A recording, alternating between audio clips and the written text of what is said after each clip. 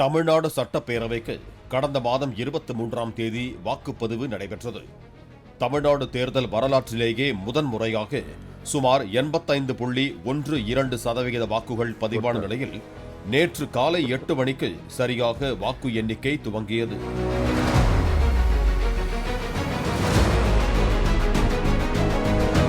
வாக்கு எண்ணிக்கை துவங்கியது முதலே தாவேக வேட்பாளர்கள் பெருவாரியான தொகுதிகளில் முன்னிலை வகிக்க தொடங்கினர். குறிப்பாக சென்னை, திருவள்ளூர், செங்கல்பட்டு, காஞ்சிபுரம், கோவை, நெல்லை, தூத்துக்குடி, மதுரை மாவட்டங்களில் தாவேக வேட்பாளர்கள் பெரும் அளவில் முன்னிலை பெற்றனர். அதே சமயம் திமுக மற்றும் அதிமுக கூட்டணி வேட்பாளர்களும் ஆங்காங்கே பரவலாக முன்னிலை பெற தொடங்கினர். வாக்கு எண்ணிக்கை துவங்கிய 3 மணி நேரத்திற்குள் 234 தொகுதிகளுக்குமான முன்னிலை நிலவரமும் தெரியவந்தது. அதே சமயம் எந்த கட்சிக்கும் ஆட்சி அமைக்க தேவைப்படும் அறுதி பெரும்பான்மையான 118 தொகுதிகளில் முன்னிலை கிடைக்கவில்லை. ஆனால் தாவேக 100 தொகுதிகளை தாண்டி முன்னிலை பெற்று தனிப்பெரும் கட்சியாக உருவெடுத்தது. தொடர்ந்து வாக்குகள் எண்ணப்பட்டு முடிவுகள் அறிவிக்கப்பட்ட நிலையில் 234 தொகுதிகளிலும் தனித்து போட்டியிட்ட தாவேக 108 தொகுதிகளில் வெற்றி பெற்றது. திமுக கூட்டணி 73 இடங்களிலும் அதிமுக கூட்டணி 53 இடங்களிலும் வெற்றி பெற்றன. திமுக வேட்பாளர்கள் மற்றும் உதயசூரியன் சின்னத்தில் போட்டியிட்ட கூட்டணி கட்சியினர் என சுமார் 62 இடங்களில் வென்ற திமுக 2வது பெரிய கட்சியாக உருவெடுத்தது. திமுக கூட்டணியில் 28 தொகுதிகளில் போட்டியிட்ட காங்கிரஸ் 5 இடங்களில் மட்டுமே வெல்ல முடிந்தது. தமிழ்நாடு காங்கிரஸ் கமிட்டி தலைவர் செல்வ பெருந்தகை ஸ்ரீபெரும்புதூர் தொகுதியில் 3வது இடத்திற்கு தள்ளப்பட்டு படுதோல்வியை சந்தித்தார்.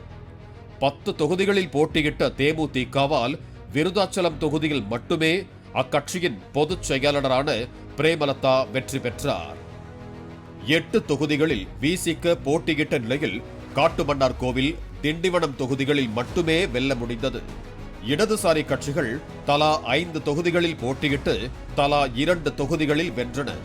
4 தொகுதிகளில் போட்டியிட்ட மதிமுக 2 தொகுதிகளிலும், இந்திய யூனியன் முஸ்லிம் லீக் 2 தொகுதிகளிலும், மனிதநேய மக்கள் கட்சி 1 இடத்திலும் வென்றன.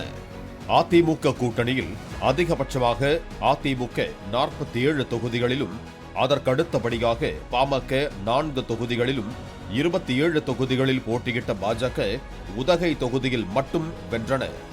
அமமுக மன்னார்குடி தொகுதியில் வெற்றி பெற்றது. தருமபுரியில் போட்டியிட்ட சௌமியா அன்புமணியும் வெற்றி பெற்றார். அதிமுக கூட்டணியில் 5 தொகுதிகளில் தாமரை சின்னத்தில் போட்டியிட்ட தமிழ் மாநில காங்கிரஸ் அனைத்திலும் தோல்வியை தழுவியது. சுதந்திரத்திற்கு பிறகு நடைபெற்ற அனைத்து சட்டமன்ற தேர்தல்களிலும் காங்கிரஸ், திமுக அல்லது அதிமுக என ஏதேனும் ஒரு கட்சி அறுதி பெரும்பான்மையை பெற்று தனித்தே ஆட்சி அமைத்துள்ளது. தமிழக அரசியல் வரலாற்றில் முதன்முறையாக எந்த ஒரு கட்சிக்கும் 118 தொகுதிகள் எனும் அறுதி பெரும்பான்மை கிடைக்கவில்லை. இதனால் தாவேக ஆட்சி அமைக்க வேண்டும் என்றால் மேலும் 10 எம்எல்ஏக்களின் ஆதரவு தேவை. சுயேட்சை எம்எல்ஏக்கள் என தமிழ்நாட்டில் யாரும் இல்லாத நிலையில் திமுக அல்லது அதிமுக கூட்டணியில் உள்ள கட்சிகள் ஆதரவு அளித்தால் மட்டுமே தமிழக வெற்றி கழகத்தால் தமிழ்நாட்டில் ஆட்சி அமைக்க முடியும் என்கிற சூழல் உள்ளது.